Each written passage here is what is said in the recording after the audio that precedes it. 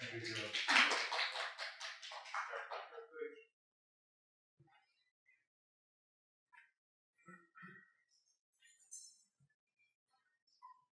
evening, Jeff Winter, 22 Morey Road. It's been quite a discussion tonight. I think we knew that after we read the agenda.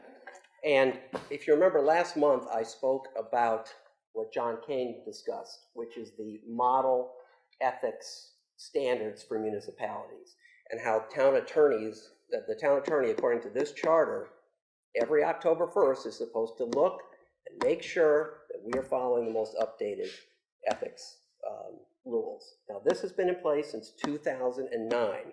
It was a long-term project through the state of Connecticut.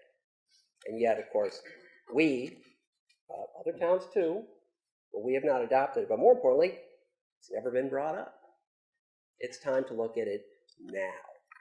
It's time to bring this up now. Why? Because here we go. We can dovetail just about everything said tonight and bring it back to ethics. There's no reason to make any assumptions about Mr. Esposito or his actions until they are brought out and they are fully discussed. However, there are certain details that are well known, and those deserve to be discussed, and they deserve to be discussed in a public forum. Public officials should not, as we know, accept gifts. And public officials are not allowed to get to essentially seek projects that will line their pockets, as it were. Now, a town councilman, acting as a town councilman, leading his boss and his company in to go in after a bid for a public project that he will probably earn a sales commission off of, it's worth discussing.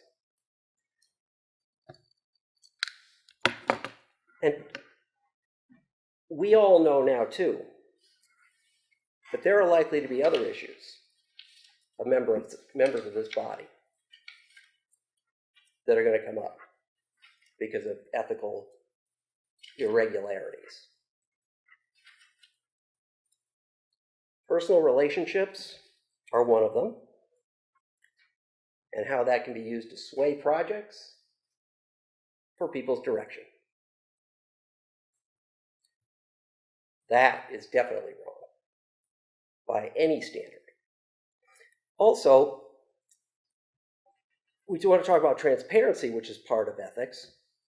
We need to know when town council people claim that they've spent their own money to send out a mailer under the guise of it being official, that they make it public as to whether or not they actually did spend their own money.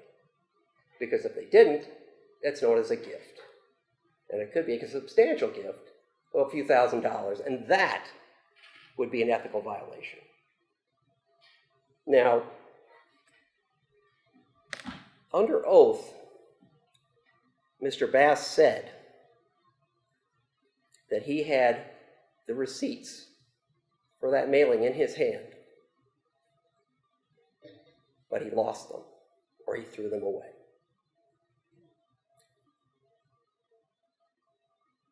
It is very easy in today's world to dial up stamps.com and get that receipt back. If we want to have transparency, prove it. It's as simple as that. Let's take a look at this, at the model for municipal ethics, and get this moving forward. Thank you. And my last comment is along transparency.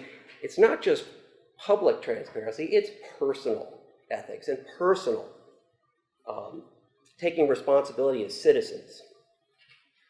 If you're not going to pay your taxes on time, the citizens need to know about it. And we know that there are delinquencies of people running for office right now, people who want to be paid for running for office, who have not paid their taxes. And I think that should be examined, again, not as a public ethics issue, but as a personal ethics issue. Thank you. Thank you, Jeff.